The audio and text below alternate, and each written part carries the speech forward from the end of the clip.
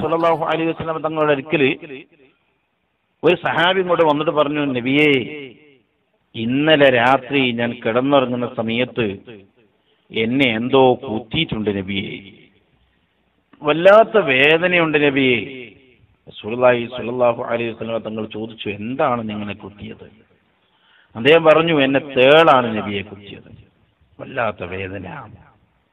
റസൂലുള്ളാഹി സ്വല്ലല്ലാഹു അലൈഹി വസല്ലം തങ്ങൾ പറഞ്ഞൊരു മറുപടി കാണാം. അദ്കാറിൽ ആ വിഷയം പറഞ്ഞിട്ടുണ്ട്. റസൂലുള്ളാഹി തങ്ങൾ പറഞ്ഞു, നീ ഇന്നലെ വൈകുന്നേരം കിടക്കുന്ന സമയത്ത് അല്ലെങ്കിൽ ഇന്നത്തെ വൈകുന്നേര സമയത്ത് അഊദു ബികലിമാത്തില്ലാഹി താമ്മാത്തി മിൻ ശർരി മാ ഖലഖ് എന്നെങ്ങാനും ചൊല്ലിയിരുന്നെങ്കിൽ നീ ഒരു വസ്തു ഉപദ്രവിക്കില്ലായിരുന്നല്ലോ. അഊദു ബികലിമാത്തില്ലാഹി താമ്മാത്തി മിൻ ശർരി മാ ഖലഖ് എന്ന ദിക്ർ നീ ചൊല്ലിയിട്ടുണ്ടായിരുന്നെങ്കിൽ നീ ഒന്നും ഉപദ്രവിക്കില്ലായിരുന്നല്ലോ. നീ ആ ദിക്ർ ചെല്ലാത്ത കൊണ്ടല്ലേ നിനക്ക് പറ്റിയത്. അതാണ് പറഞ്ഞ ഹദ്ദാദ് നിത്യമായി നമ്മൾ ചൊല്ലണം എന്ന് പറയാൻ കാരണം.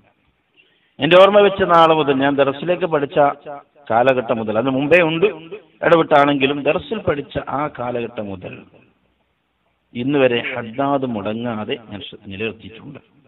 ഏതെങ്കിലും സാഹചര്യം കൊണ്ട് അഥവാ മറന്നു പോവുകയോ, അല്ല സംഭവിക്കാറില്ല, അഥവാ മറന്നു പോവുകയോ, ഇനി അതല്ലെങ്കിൽ ഉറങ്ങിപ്പോവുകയൊക്കെ ചെയ്തിട്ടുണ്ടെങ്കിൽ നേരം വെളുത്ത് ളുഹറിന് മുമ്പ് തന്നെ ഞാനൊരു ചൊല്ലി ഖളാ വീട്ടലും ഉണ്ട്.